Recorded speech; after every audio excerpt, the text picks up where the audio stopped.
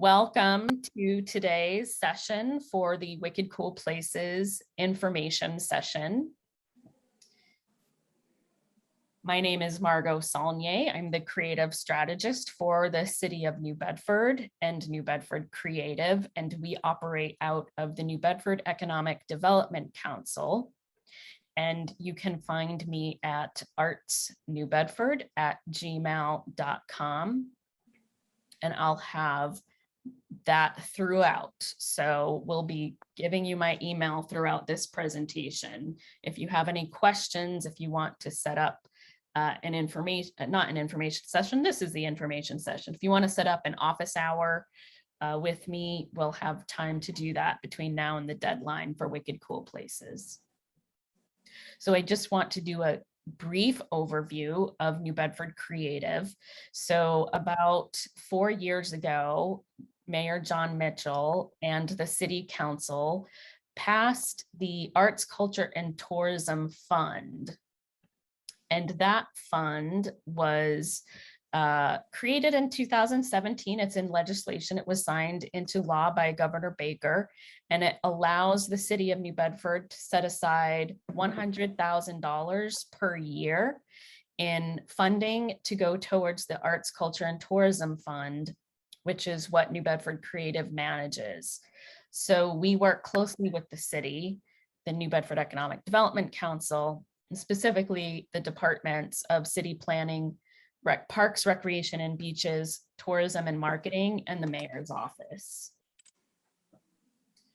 So one of the things that came out of the Arts, Culture, and Tourism Fund was the Arts and Culture Plan. The city has an Arts and Culture Plan that was published in December of 2018.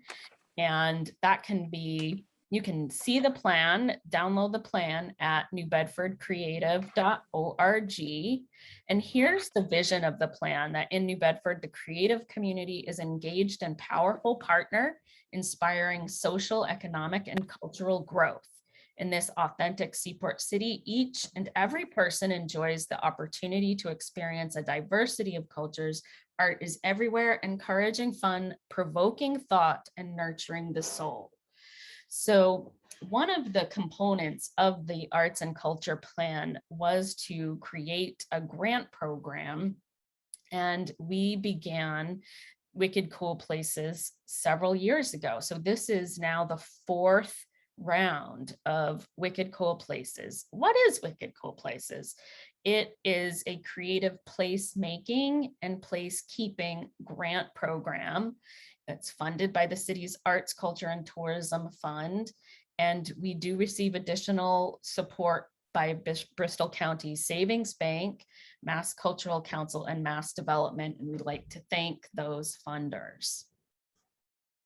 So I wanted to give a few examples over the past year of what types of projects we've funded in the past. This should in no ways limit your imagination to what projects you see that you would want to apply for Wicked Cool Places. So in the middle here, we have Buy Black NB, and that is the first outdoor pop-up market that they did in June, on Juneteenth. And that allowed Justina Perry, who founded Buy Black NB, the opportunity to go from a digital platform, she was only a website, into a physical location. And all of these are Black-owned businesses along the South Coast or from the South Coast. And since then, she's built it out and expanded quite a bit. So that's one example. To the left, you have the New Bedford Art Museum's Art Mobile van, which is a purple van that goes throughout the city. And they never stopped. Usually it's a summer program, but through the pandemic, they continued throughout the fall and winter and spring. And this went to parks and places throughout the city. And then on the right-hand side, you see the Jazz Wall mural, which is in downtown on Center Street at the Fiber Optics Center. And that was a collaboration between the Fiber Optics Center, who owns the building there, so they're a private company, and they worked with the New Bedford Historical Society and Superflat New Bedford to create this mural that was designed by artist Kat Knutson. And I have some more examples here. So here in the middle is the New Bedford Festival Theater. They did a program with teenagers as part of their summer academy. They presented the Laramie Project. So all of the teenagers who are from New Bedford and other area high schools identify as LGBTQ+, and they were able to tell their own stories. Each of them had their own monologue. And this, even though it was at the Zeiterion Performing Arts Center, was free for anyone to attend. On the left-hand side, you have the first annual music, it was actually a day-long festival at the Cape Verdean Association Center at what will become Island Park in the North End. And this was a collaboration between the Cape Verdean Association and New Bedford Symphony Orchestra. And then on the right-hand side, you have some snapshots from Reggae on West Beach in the South End. So we do try to fund projects that are in all neighborhoods of the city. So I want to go through a few highlights of the grant program this year. And we are continuing that there's no matching funds required. If you have applied to any grant program in the past, and us as of 2 years ago, we did give preference to people who had matching funds. What are matching funds? Matching funds are funding from other sources from this grant program. So if it could be another grant program like New Bedford has, the Local Cultural Council, there are some grant programs through the South Coast Community Foundation. It could be private funding if you have individual donors, your own investment if you're a small business, any kind of additional funding. So this time we are continuing this grant program that no matching funding is required. So you could do your entire project with a grant from Wicked Cool Places. We are also continuing the compliance with any city, state, federal COVID-19 mandates. So that is a requirement of receiving this grant, especially if you're doing any kind of event-based where you're going to have groups of people gather in person. We want to make sure everyone is complying with those mandates. And then it's ideal that in your application, if you can outline how you will adjust your project if you're not fully funded. So we are trying this year to fund more grant programs, and I'll talk a little bit about that in a bit. I also wanted to provide two definitions here because placemaking and placekeeping may be new to you. I know when I started my job here 4 years ago, I had never heard of these terms. So here is a definition from placemaking by the Project for Public Spaces. And it's with community-based participation at its center. An effective placemaking process capitalizes on a local community's assets, inspiration, and potential, and it results in the creation of quality public spaces that contribute to people's health, happiness, and well-being. And then we've added placekeeping to this program, this grant program. So placekeeping is the active care and maintenance of a place and its social fabric by the people who live and work there. It is not just preserving buildings, but keeping the cultural memories associated with a locale alive while supporting the ability of local people to maintain their way of life as they choose. So wicked cool places.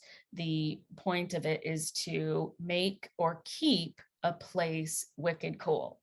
And wicked, for if you're not part of a certain generation, and I am of that generation, I grew up saying wicked instead of the word very. So very cool, I would have said wicked cool. And my kids don't say that. So I don't know how long we'll keep that title, but it's there for now. Okay, so am I eligible to apply? So the requirement is your project or program must be within the city of New Bedford.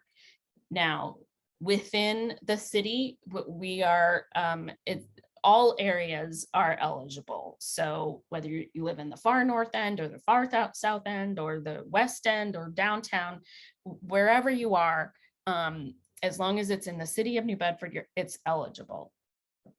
This is also individuals and organizations are both eligible. So you can, as an individual, as a resident of New Bedford, or there are some people who live outside New Bedford but might work in New Bedford or have some other tie to New Bedford.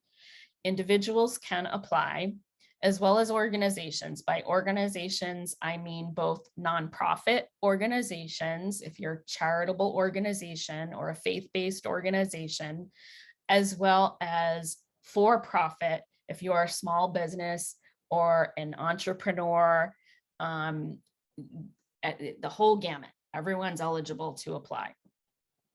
We cannot accept applications for work that has already been completed. So this needs to be a project that is starting in 2022. And then again, projects should directly involve or impact residents, visitors, or businesses in New Bedford's neighborhoods by utilizing the arts, creativity, and or culture. I'm reiterating again, you do not need matching funds to apply. This will continue to be the case. But we do want everyone to have a partner.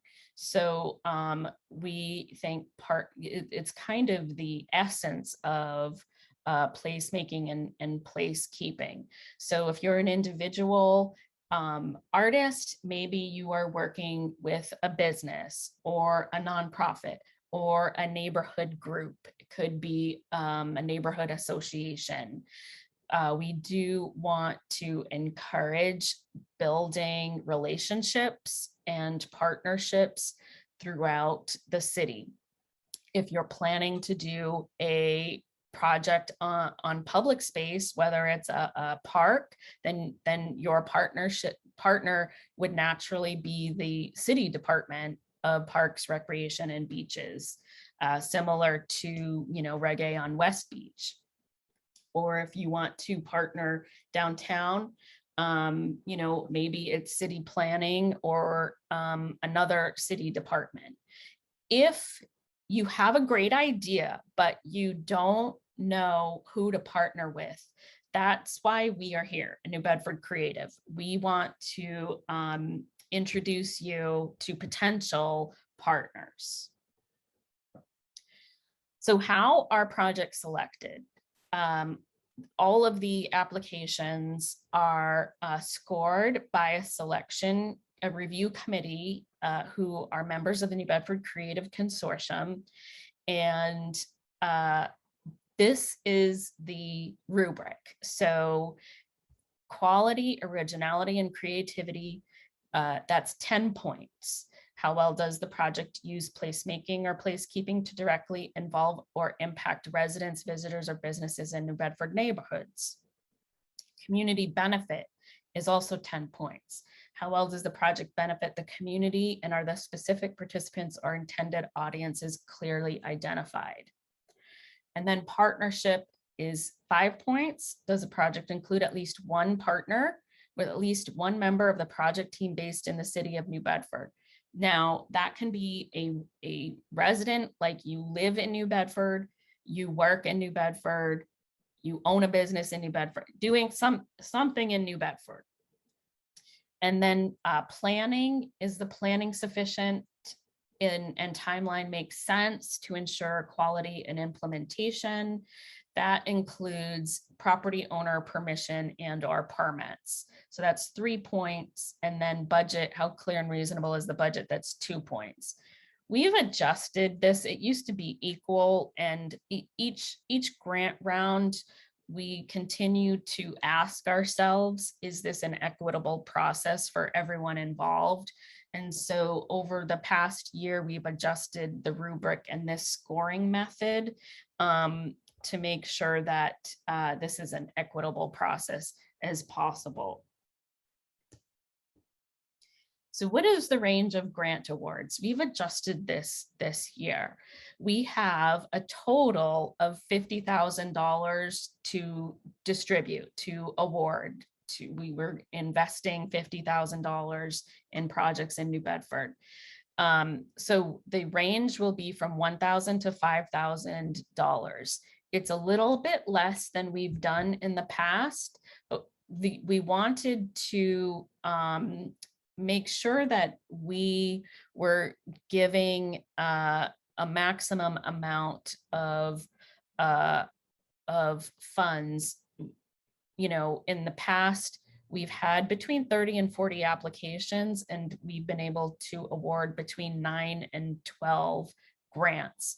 So we thought, you know, 1 to 5,000 would still be enough to do some kind of significant project or start a project. And we would at least be giving out 10 awards and maybe even more. So if the property of your project is not on property that you don't own, is that the right way of putting it? Yes. So you do need to receive the approval of the property owner if it's on private property, and or the municipal permits before proceeding with your work. Now, for some of you who have done events or programs or projects in the city, this is a no-brainer, easy. You already know who to contact. If you have a, sorry, someone was coming in.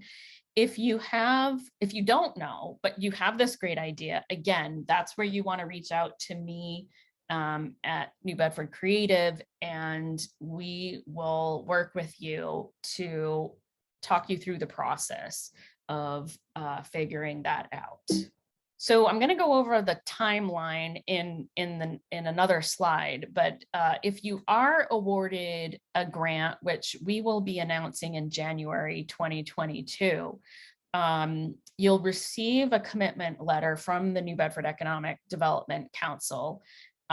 This will be a kind of like a contract. It's not a long contract, but it just outlines what needs to happen for you to do your project.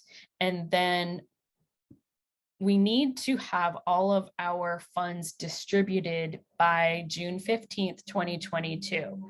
So don't worry if your project that you're submitting takes place after June 2022, like say your event is in August or September or even December 2022. This grant program will cover for projects throughout the year. It does need to be complete by the end of December, though. We just need to give the funding, put the funding out by that date. So here's the full timeline of the grant program. So the applications are available now at newbedfordcreative.org on the grant programs page. I'm happy if anyone wants me to do so, walk you through how to download the application, but it brings you to a link to a Google folder, and we have the application, the guidelines, an example of a previous applicant. All of that is in that publicly available folder. Today is the information session. Next week, we begin in-person or online office hours. I forgot that I could do that in person. If you're coming in person, it's at the New Bedford Economic Development Council office, and masks are required, or we can also do Zooms like this one.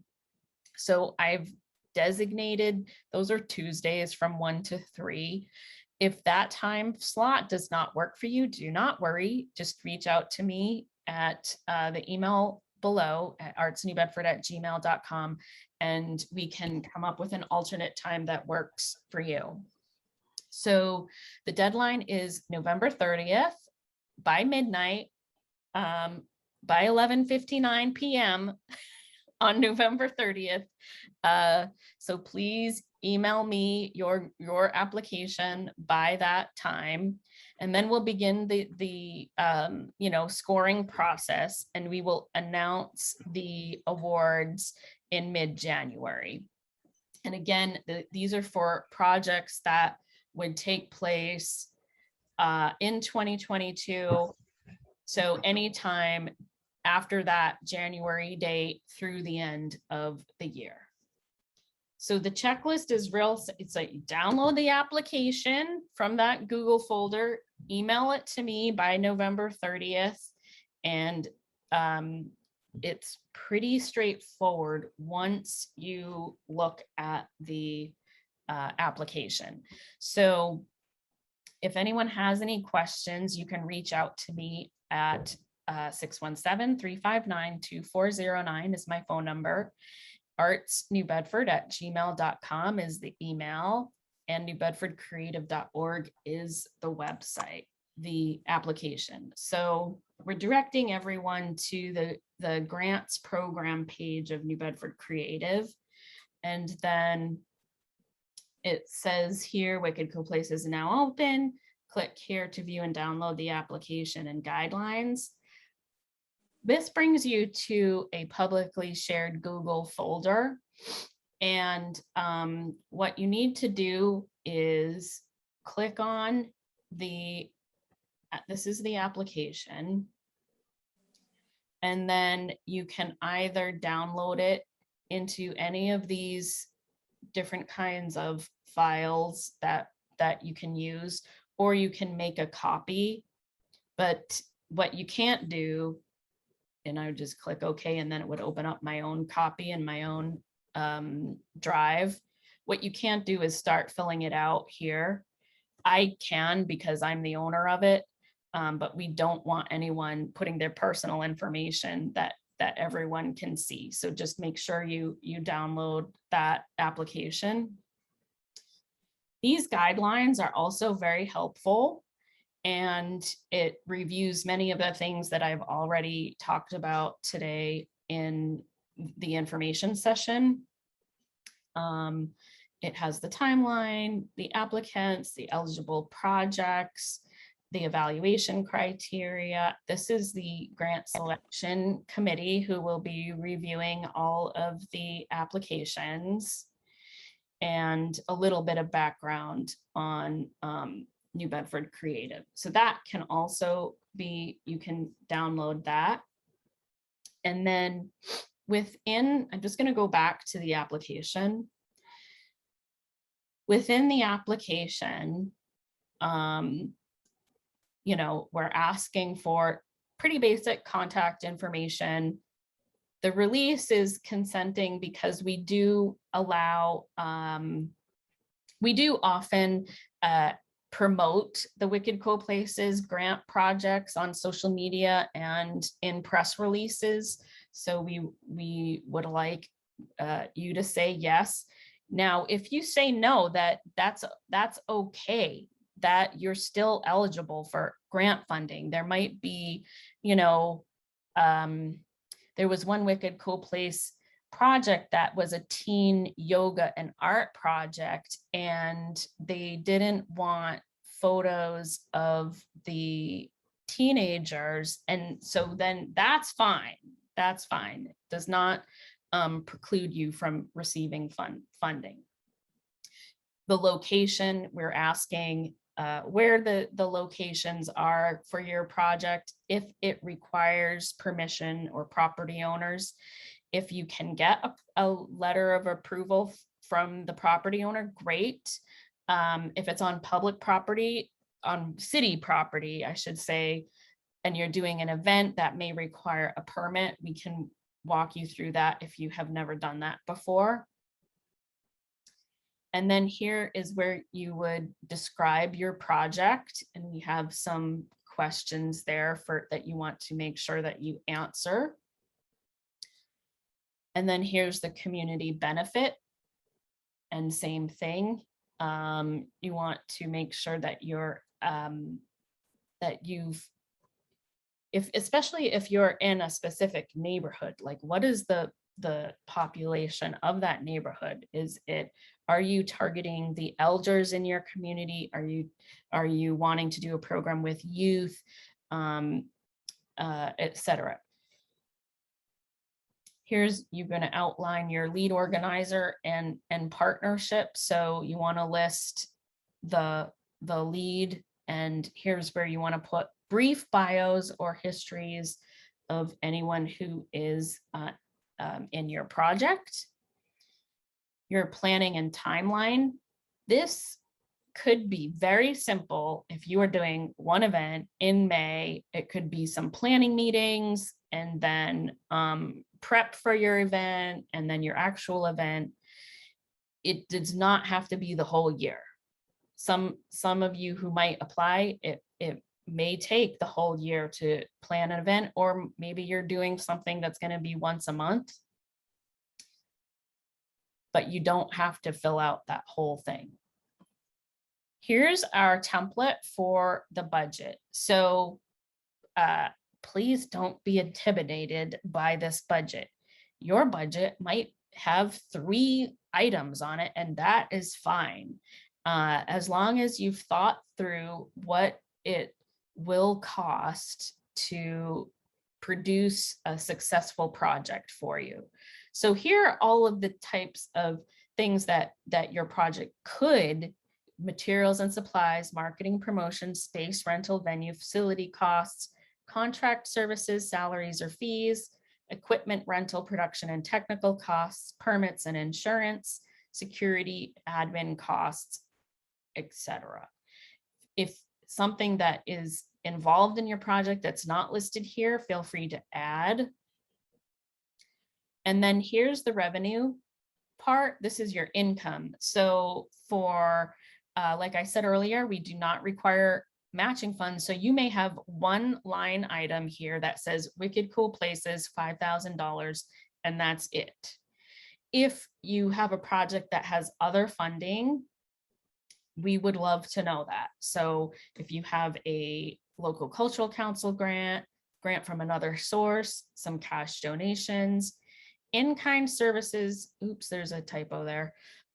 In-kind services, if you are doing this project and you're volunteering most of your time to do it, I would estimate the number of hours that it would take for you to do that and what you would be getting paid if you were paid. And that is an in-kind service for the project. Your time is valuable, and we want to have that reflected in these projects. And then finally, additional materials. This could be photos, if you have photos or renderings of your project, other similar relevant work, if you have a team photo or headshot of your organizers. And here is where you would also list your letter of support from your property owner. All right, that's it. That's the application. And what we've done is, and I hope this makes it easy for everyone, you fill this out and you email it to me, and that's it. There's no form to fill out. You just download this, fill it out, save it, send it to me. Hopefully it's easy. I've also in this document if you want a spreadsheet version of the budget, you can do this. Sorry, I copied it from the Art is Everywhere grant. I will change that. So this is the same exact thing that we just went through in a spreadsheet version. You don't have to do that. You might have your own budget in a separate format that you can just put in. It can be in Word, doesn't have to be in here. And finally, this is from a few years ago. This is Third Eye Unlimited, Third Eye Youth Empowerment. This is an example of what they submitted, and they were awarded a Wicked Cool Places grant several years in a row. So yours does not have to be this long, but I wanted to provide an example of a successful grant application. So they described their project, they put the objectives and audience served. They even did a bulleted expected outcomes. You can do that, you don't have to do that. Here they have listed their lead applicant and partners, and then they went further with their performer and other bios, and then they did their timeline. This was for a project that was pretty time intensive, so it did take a lot of the year.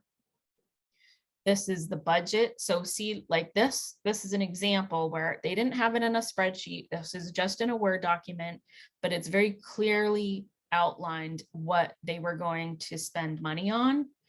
And then the revenue from other sources, they had some other funding from other sources. And then they put their request for Wicked Cool Places. They have had experience getting permits from the city, so they put that there. And then they added some photos of previous events and activities. I think the last page is blank. Okay, yeah. So there you go. Okay. Well, thank you all for attending today. I really appreciate your time. And please reach out if you have specific questions regarding the project that you would like to submit to Wicked Cool Places.